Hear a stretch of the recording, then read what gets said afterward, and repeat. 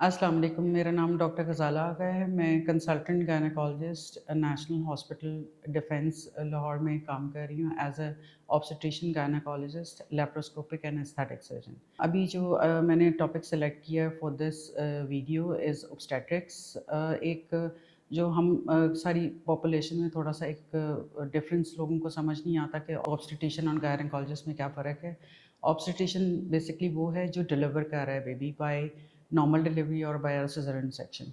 So obstetrics and gynaecology basically 2 sections को cover कर रहा होता है और फिर इसकी आगे सब स्पेशलिटीज़ होती हैं जो मैं 1-2 इसी वीडियोज़ के साथ जो है ना वो डिस्कस करूँगी। ऑब्स्टेट्रिक्स में जो नेशनल हॉस्पिटल में अवेलेबल हमारे पास फैसिलिटीज़ हैं वो काफ़ी ज़्यादा हैं, जिसमें नॉर्मल डिलीवरी विद एपिड्यूरल है, विदाउट एपिड्यूरल है और सिज़ेरियन सेक्शन जो है ना उसमें अपॉर्चुनिटीज़ क्या हैं वो भी मैं थोड़ा-सा आपको डिटेल से बताऊँगी। नॉर्मल डिलीवरी में हमारे पास कुछ हम लोगों ने पैकेजेस डिसाइड किए हैं which is like for the general population and कुछ एग्ज़ेक्टिव पैकेजेस हैं for the general and low budget population जो है ना उनको भी हमने थोड़ा-सा एड्रेस किया है। जिसके अंदर हमारा एक जनरल पैकेज स्टार्ट हम कर रहे हैं 120,000 से लेके 200,000 तक, जिसमें हम कोशिश कर रहे हैं कि मेडिसिन्स वगैरह सारा कुछ इंक्लूड करें और उसके अलावा जो है विद एपिड्यूरल है जो कि रेंज करता है विद 200 टू 250,000 तक। This is for the general category patient and caesarean section में इससे थोड़ा बहुत फ़र्क होगा, लेकिन this is again in the general category like 50 plus का होगा, रफली 200 टू 250,000 तक। There is an executive category of national hospital which is LDR, which means labor delivery room, जहाँ पर डिलीवरी पेशेंट की उसी रूम में होती है। अटेंडेंट्स भी सारे वहीं होते हैं और जो पेशेंट डिमांड करते हैं कि हस्बैंड साथ हो तो वो एरिया जो होता है ना वो इज़ कैटेगराइज्ड बेसिकली उन लोगों के लिए कि जो उनकी डिमांड होती है कि हस्बैंड भी वहीं हो, फैमिली भी वहीं हो और जो है ना डिलीवरी भी वहीं हो, और अगर इन केस सिज़ेरियन सेक्शन की ज़रूरत पड़ती है तो वहाँ से फिर हम लोग शिफ्ट करते हैं। तो this is the exact category of the labour room which obviously costly होता है बिकॉज वो थोड़ा सा वो उन पेशेंट्स के लिए है कि जिनकी डिमांड्स थोड़ा सा एग्जेक्टिव लेवल की होती हैं। So considering the normal delivery जो अपॉर्चुनिटी है for the epidural is available round the clock 24/7। आप जिस वक्त भी पेशेंट ये डिमांड करता है कि हमें अब एपिड्यूरल चाहिए तो उसी वक्त वो अवेलेबल हो जाता है। एनेस्थेटिस्ट, सीनियर एनेस्थेटिस्ट और जो है उनके साथ उनकी पूरी टीम 24/7 नेशनल हॉस्पिटल में ऑन कॉल होती है।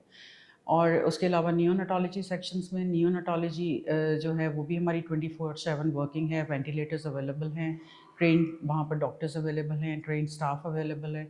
सो ऐसा कोई प्रॉब्लम नहीं होता कि हमें कोई बाहर से किसी टाइम पे डॉक्टर बुलाने पड़ें या कुछ, तो so emergency there and then handle हो जाती है।